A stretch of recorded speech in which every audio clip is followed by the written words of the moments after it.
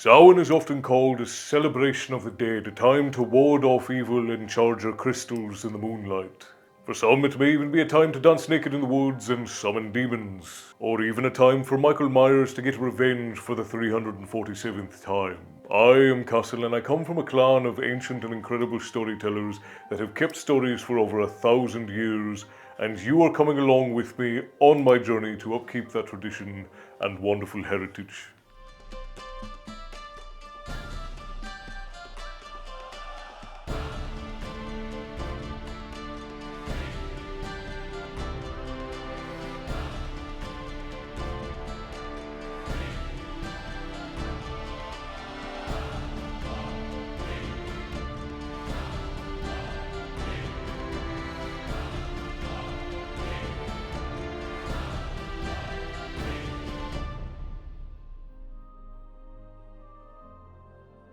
And today, you and I will share together in the traditions of Samhain.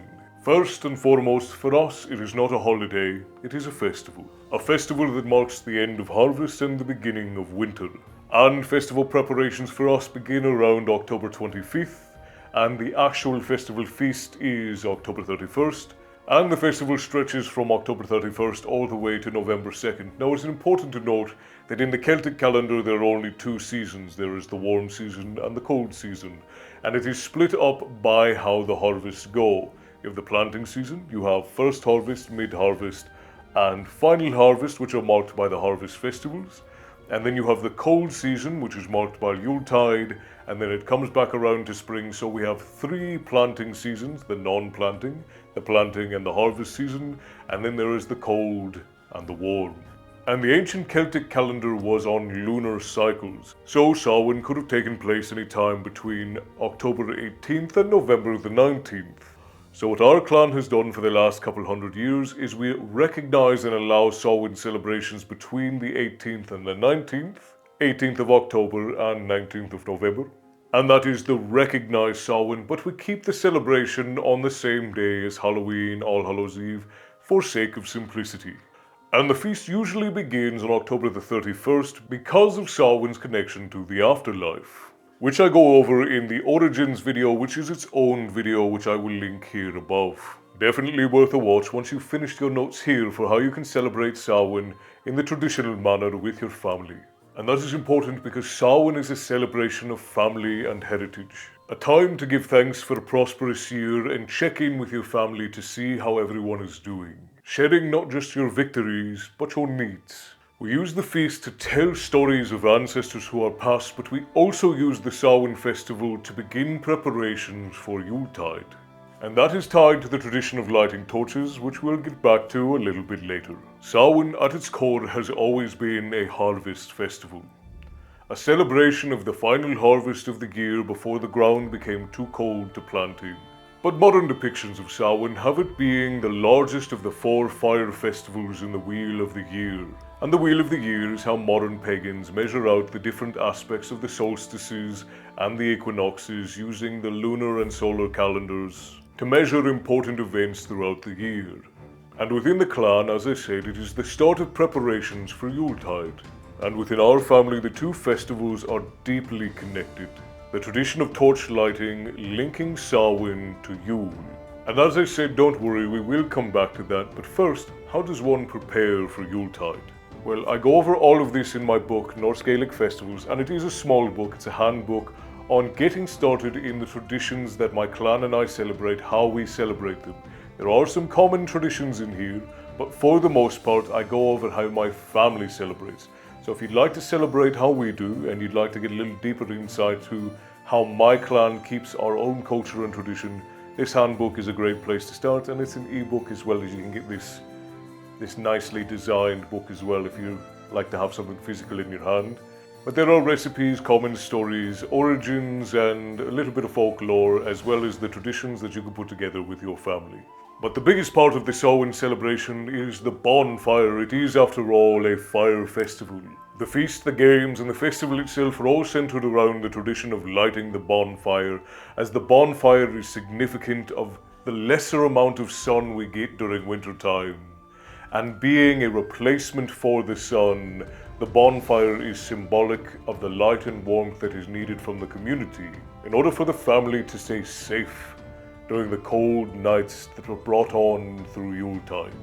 Because as winter approaches, the nights grow longer, and the bonfires of Samhain and Yule are symbolic of the sun, a way of attempting to call the sun back to us, because it has decided to show its face less during the winter months.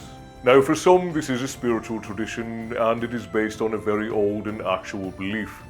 For us, it's more of the tradition. It's been done for so long that it is a part of the culture and the tradition of bringing the family together. And it is something that is a fun way to interact and engage with your ancestors. And the torches are used to share the fire of the festival into the homes of the family and friends who attend. We would spend long days carving ornamental torches from ash wood, wrapping the handles in twine and soaking it in salt water so it would be less flammable. Now, I do make these simple versions on my website for anyone who wants to participate easily without having to go through the process. But I have created a members only video where you can go and see how I've crafted this if it so interests you. These simple versions, if you would like to pick them up, are on my website, and every one that is ordered I bless with oil before I send them out. And the tradition of torch lighting is one that we recognise between the 18th of October and the 19th of November. So anyone wanting to participate with their family can do so at any point in that time. Or if you would like to make your own, you're more than welcome to imitate this one. And once the torches were made, we would begin preparing the food, salting the meat, and hanging it to cure in my grandmother's kitchen. 2 or 3 days before the festival began, we would begin chopping wood and measuring logs for the different bonfires that would be needed for the festival. The days were a blur of chopping wood in the cold and covering them so that they would not get wet in the winter rains. And then the day before the festival, all of the men would work together to erect the different pyres that would be used on the festival day. As a boy, they seemed giant, but looking back on them, they were probably about 6 or 7 feet tall. Then we would fill pits and ditches with the materials needed for cooking and leaping fires. And we would soak the starter woods with oils and herbs. And then the night the festival begins, the sun goes down. My grandfather would walk out of his tent with a beautifully carved torch of oak wood. And my grandmother would light the sap, the pine tar on the end, and it would crackle and smell of pine wood.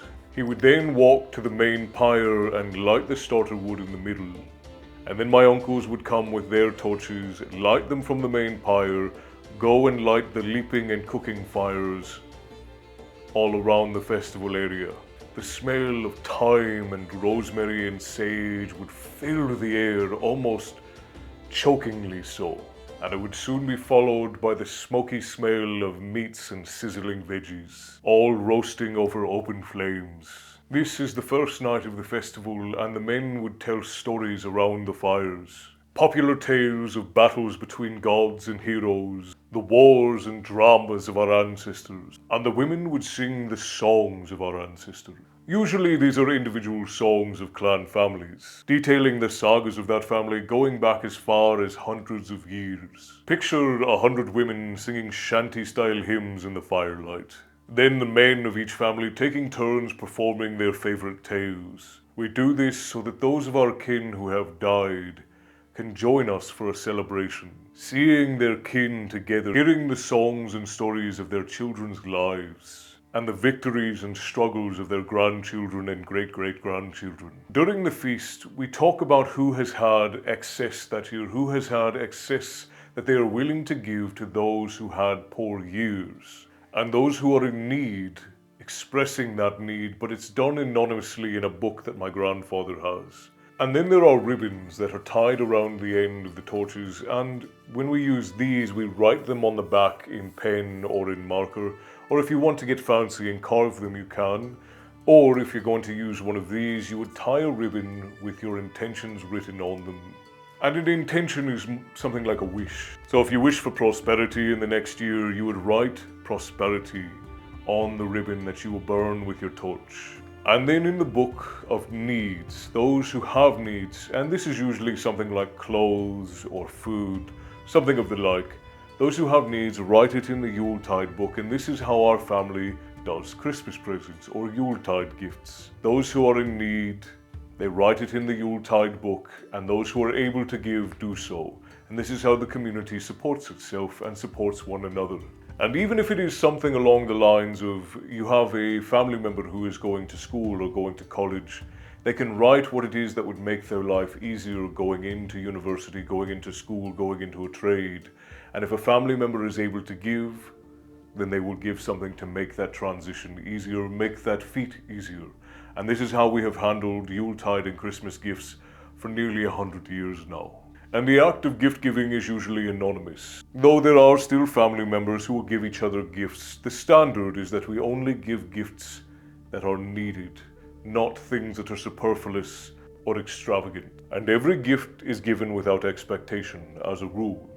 If something is given, it is given because the desire was to give, not because the desire was to receive something in return. And the festival closes with each member of the family grabbing a torch, one of the ones that was carved over the many days leading up to the festival, and everyone takes a bit of the fire from the main pyre, the fire that brought us all warmth and brought us together, and they take a little bit of it home. Now, in the old days, if this was done in the center of a village, everyone would take a piece of coal or a torch from the fire, and they would take some of that fire home and light their hearth with the new fire, letting the fire that was at home burn out during the day and bringing new fire, fire that had been shared by the community around the pyre, bringing it home to start to warm them for the winter.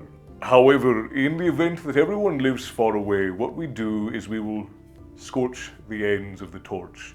So that can be done with either of these. The important thing is that the fire that scorches the end of the torch is shared. It is the same fire that scorches the end of every torch, so that the fire that brought warmth and comfort when you were together as a family, that fire is then shared between the lot of you.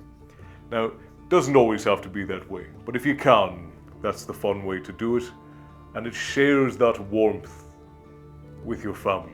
And then you will take that scorched torch home and you will light a fire or a candle or something of the like and burn the entirety of the torch in the fire. I know it's tempting to keep them when they're beautiful and when they've got such lovely designs on them and you know that there was something important that happened with it. But that is part of the symbolism of Samhain, is letting go of things and letting the new come in. For Samhain in the Celtic calendar is the new year. It is the time when we let go of the old goes out to die in the cold of winter, and as winter kills off the old, spring will bring in the new. And if you are keen on doing a torch lighting with your friends or family, our clan recognizes doing torch lighting all the way up to the beginning of preparations for Yuletide. Happy Samhain, my friends.